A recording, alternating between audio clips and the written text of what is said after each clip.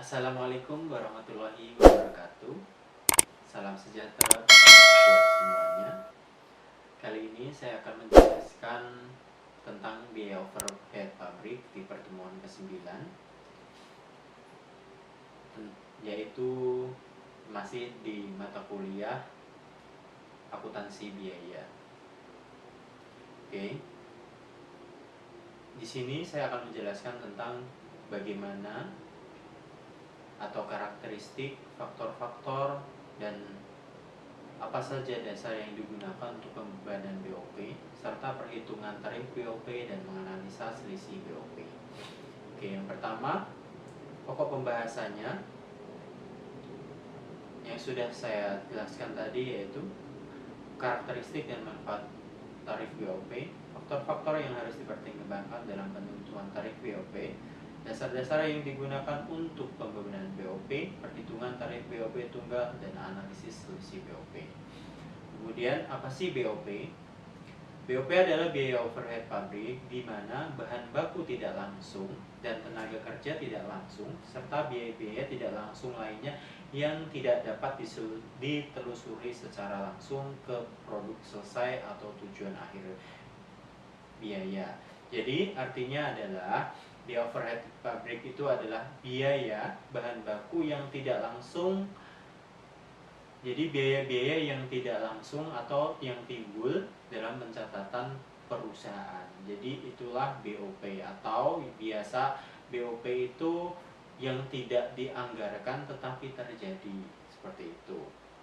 Kemudian karakteristik BOP tersendiri di sini adalah jumlahnya tidak proporsional dengan volume produksi, tidak dapat ditelusuri dan diidentifikasi secara langsung kepada produk atau pesanan, dan jenis banyaknya. Ya, contoh semisal BOP itu ternyata biaya tenaga tidak langsung itu seperti lembur mendadak gitu. Itu tidak diprediksi, kecuali dengan gaji itu sudah, atau dengan produksi yang tinggi itu bisa jadi sebagai biaya overhead. Kemudian dari karakteristik tersebut muncullah penggolongan biaya overhead pabrik, di mana penggolongan itu tersendiri dapat dikelompokkan menjadi 3 kategori, yaitu 1. Menurut sifatnya, menurut perilakunya dalam hubungan dengan perubahan volume kegiatan. 3. Menurut hubungannya dengan departemen. Jadi semuanya itu berkesinambungan antara dari sifat, perilaku, sampai dengan hubungan. Sama seperti halnya tadi BOP yang tiba-tiba mendadak ada biaya tidak langsung, entah itu dari produksinya, entah itu dari pengamanannya dalam produksi, entah itu tiba-tiba ada pesanan dari pelanggan yang tiba-tiba kuantitinya lebih, itu yang membutuhkan biaya overhead yang tidak terduga. Oke, selanjutnya penggolongan biaya overhead menurut sifatnya di sini dapat dijelaskan adalah dalam perusahaan yang produksi berdasarkan pesanan BOP, biaya produksi selain biaya bahan baku dan tenaga kerja tidak langsung meliputi biaya bahan penolong, contohnya bahan perekat, tinta, atau di perusahaan kertas, soda, kaporit, bahan pewarna. Jadi biaya-biaya yang tidak diprediksi, yang timbul secara langsung, secara spontan, yang tidak diprediksi untuk anggaran kosnya. Oke, selanjutnya biaya reparasi dan pemeliharaan itu juga. Jadi tiba-tiba ada biaya yang mendadak, mesinnya tiba berhenti, itu yang tidak dikira-kira menjadi kos di situ, yang merupakan biaya overhead pabrik. Selanjutnya biaya kerja tidak langsung, contohnya seperti departemen pembantu gudang, pembangkit listrik, bengkel, kemudian administrasi pabrik, mandor, dan lain-lain, itu yang perlu kita catat dalam masukan kategori biaya overhead pabrik. Selanjutnya, biaya yang timbul sebagai penilaian terhadap aktiva tetap, contohnya seperti depresiasi, perkakas, atau alat kerja, itu juga terkategori dalam biaya overhead pabrik. Nah, itu adalah biaya yang timbul akibat penilaian terhadap aktiva tetap.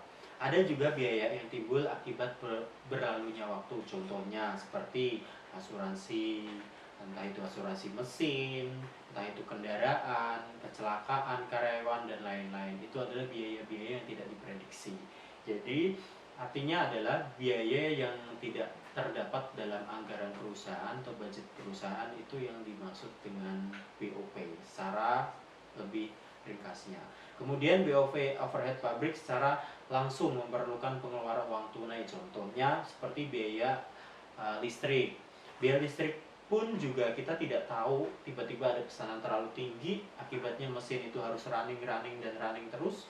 Nah, itu mengakibatkan biaya listrik atau tingkatan listrik itu semakin tinggi. Mau tidak mau kita harus membayarkan untuk sebelum cut off di bulan yang di bulan sebelumnya.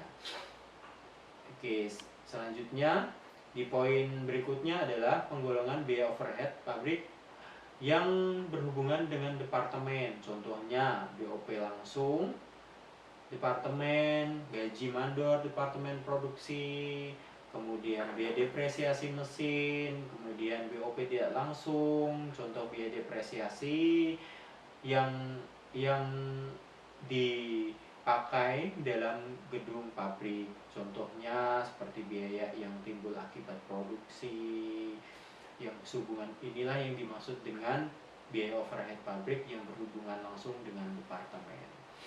Oke, itu adalah penjelasan sekilas untuk penggolongan biaya dan karakteristik dari BOP, serta apa sih manfaatnya dan apa sih dan kenapa BOP itu timbul. Itu untuk penjelasan singkatnya. Cukup itu saja dari di pertemuan ke-9. Terima kasih banyak dan jangan lupa untuk tetap subscribe serta tekan tombol loncengnya agar dapat notifikasi untuk pembelajaran selanjutnya. Terima kasih. Assalamualaikum warahmatullahi wabarakatuh.